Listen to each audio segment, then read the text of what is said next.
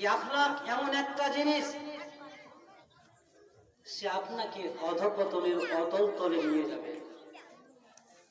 যেটা আমি আপনাদের সামনে কিছু কথা রাখবো, সেটা হলো আখলাকে হাসানা, অর্থাৎ উত্তম চরিত্র।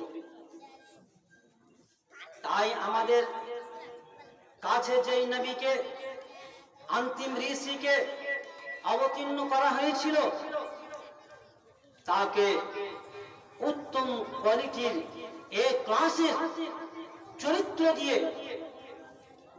তাকে প্রেরিত করা হয়েছিল, যার জন্য বিশ্ববিধাতা তিনি প্রদত্ত আল কোরআন মাজিদ ফুরকান হামিদের ভেতরে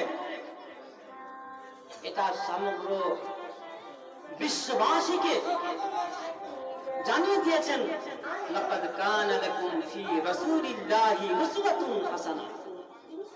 হে বিশ্ববাসী, আমি তোমাদের নিকটে যে আমার দূতকে, আমার রাসূলকে, আমার হাবিবকে, আমার বন্ধুকে প্রেরণ করেছি, তাকে উত্তম এই ক্লাসের চরিত্র দিয়ে তোমাদের কাছে প্রেরণ করেছি, নমুনা স্বরূপ, আইডিয়াল স্বরূপ।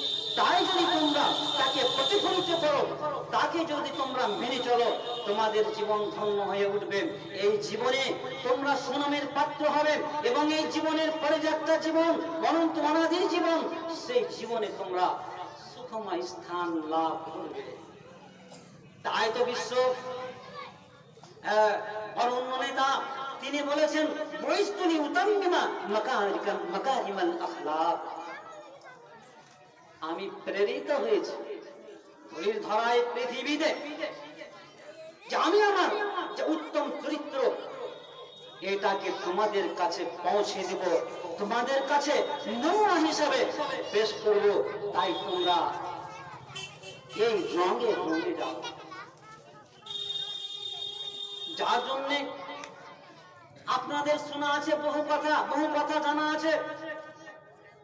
আমাদের আখেরি নবী যখন দ্বীন ইসলামের প্রচার প্রসার করেন,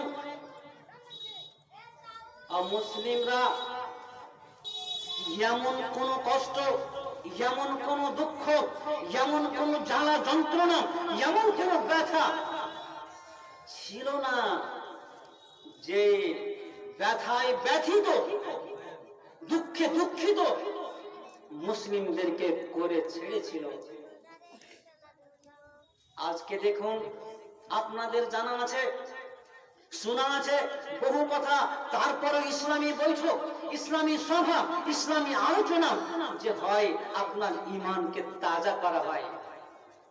এই বৈঠক এটা জপতপ বৈঠক নয়, বরং নবীর বৈঠক। একে যারা ডিনাই করবে, একে যারা অগ্রাহ্য করবে, তারা কি বলবো, তারা অসৎ লোকেদের পরিচয় দেবে। এক কথা, অসৎ লোকেদের পরিচয় দেবে। আর যারা একে মান্যতা দিয়ে, এর মানমর্যাদা দিয়ে একে যারা বহাল রাখবে, তারা যেন সুনামের পাত্র, নবীর কাছে সুনামের পাত্র। আর যে লোকটা নবীর কাছে সুনামের পাত্র, সেই লোকটাই তো সাকসেস, সেই লোকটার জীবন তো ধন্য। আর যে লোকটা নবীর কাছে সুনামের পাত্র নয়, তার বাসস্থান হয় কোথায়? বলতে যাচ্ছিলাম যে জুলুমের পাহাড়, অন্যায়ের পাহাড় এই মুসলিম সাহাবীদের উপরে, আল্লাহ নবীর উপরে চলেছে। কোনটা বলবো? কথা থেকে নিয়ে, মার থেকে নিয়ে, পাথর বর্ষণ করা থেকে নিয়ে, এমনকি পাথর উত্তপ্ত বালুর উপরে শুইয়ে দেয়, তার উপরে পাথর চাপিয়ে দিয়ে তাকে গড়ি গড়ি রাস্তায় রাস্তায় ছেঁচড়ে নেওয়া হয়েছে। পানি বন্ধ করা দেওয়া হয়েছে, তাদের সাথে রিলেশন সম্পর্ককে ছিন্ন করে দেওয়া হয়েছিল।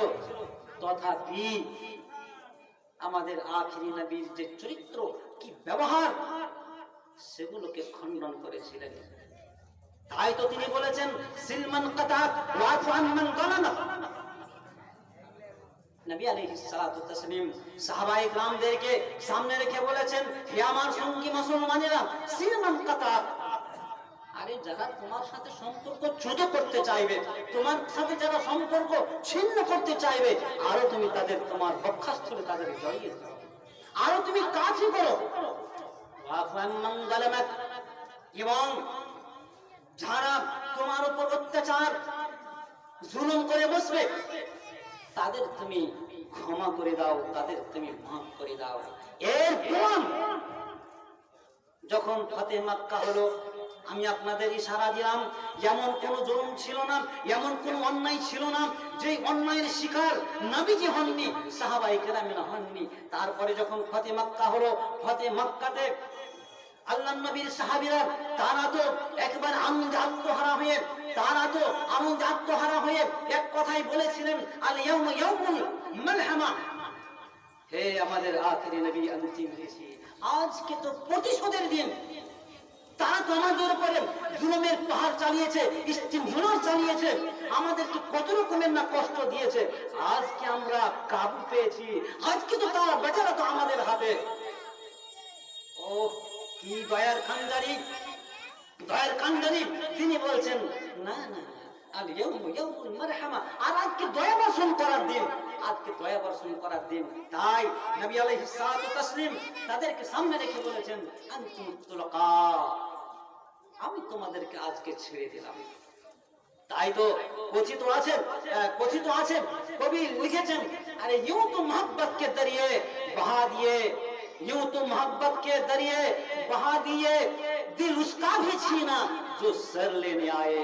আমাদের আখিরি নবীর এই তো চরিত্র, এই তো তার ব্যবহার। যে লোকটা নবীর গর্দনকে ছেদন করার জন্য এসেছে,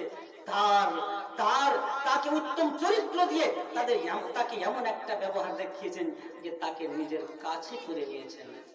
তাই আজকে এখান থেকে আমার বক্তব্যের জুবানিটা টেনে দিলাম। আসসালামু আলাইকুম ওয়া রাহমাতুল্লাহি ওয়া বারাকাতুহু।